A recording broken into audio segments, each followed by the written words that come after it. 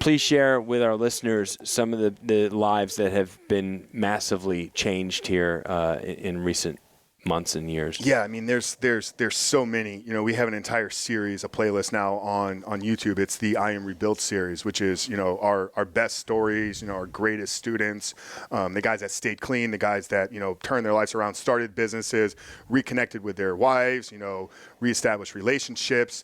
But one in particular that's standing out because it's fresh. So we launched group coaching, the Quit Porn and Get Ripped Challenge, coming off of my birthday, which was at the end of August. So this group kicked off September of last year, September of 2020. It was a 16-week. 2021? 2021, yeah, I'm sorry. So September of 2021. I forget that we're in 2022 already. It's so crazy. So it was a 16-week transformation challenge.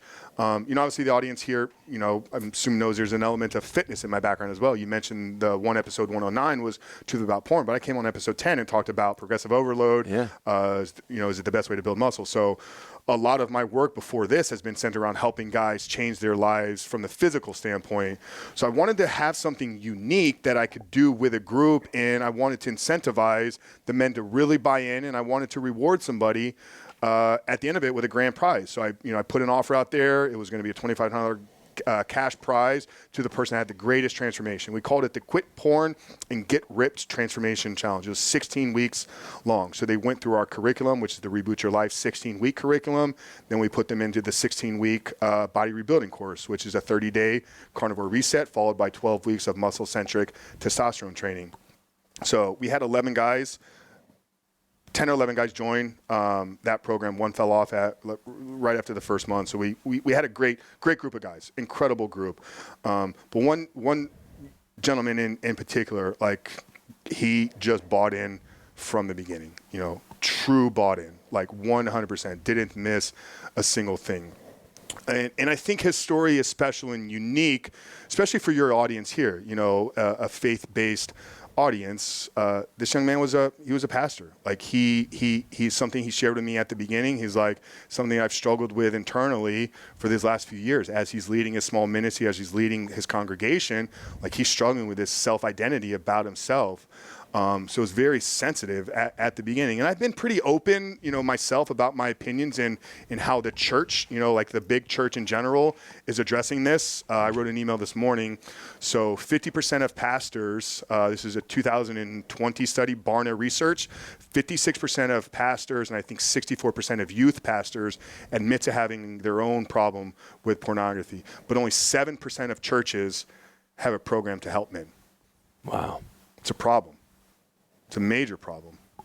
So I saw an opportunity with Justin. I'm not going to share his last name because he's asked to keep that private.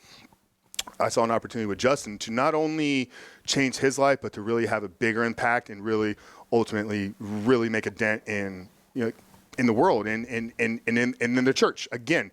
So he came on board. I mean, by the fourth week, like, I kind of had the inclination, like, this guy's going to win. Like, you know, it was, so the challenge, the way that you had to win it wasn't just the greatest physical transformation. You know, if you join a fitness challenge, like, it's a person that does the best before and after. But that was only a small segment of it.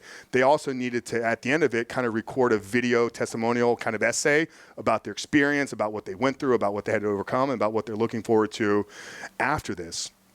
But I knew about, like, week 5 or week 6. I'm like, this guy's going to win. Like, I really felt it. And I wasn't the one that was deciding. Like, I had an outside panel that didn't know these guys. Because if I was the one that was going to make it, you know, I'm emotionally invested into these guys' lives by this point. I'm talking to them weekly. I'm having one-on-one calls with them. They're reaching out to me behind the scenes. So I had a group of people outside of the organization that was going to review the videos and was going to look at the testimonials. And they were going to rank each person in terms of dictating the winner.